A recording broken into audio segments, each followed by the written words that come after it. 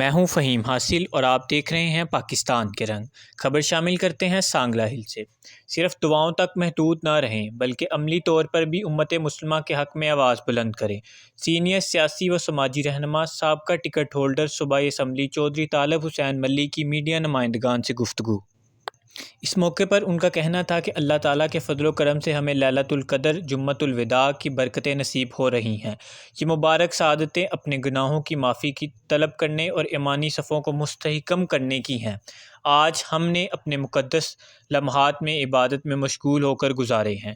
ہمیں اپنے فلسطینی بھائیوں اور بہنوں کو نہیں بھولنا چاہیے۔ مسجد اقصیٰ جو ہماری مقدس ترین عبادت گاہوں میں سے ایک ہے، صہیونی مظالم کے سائے میں ہے اور ہمارے مسلمان بہن بھائی معصوم بچے خون کے زد میں ہیں۔ خون سے فلسطین کی زمین سرخ ہو چکی ہے۔ ان مقدس لمحات میں ہمیں چاہیے کہ ہم صرف دعاؤں تک محدود نہ رہیں بلکہ عملی طور پر بھی امت مسلمہ کے حق میں آواز بلند کریں۔ ہم سب مل کر اللہ کے حضور دعا کریں کہ وہ ہمارے فلسطینی بھائیوں کی مدد فرمائے، امت مسلمہ کو اتحاد اور غیرت ایمانی عطا کرے۔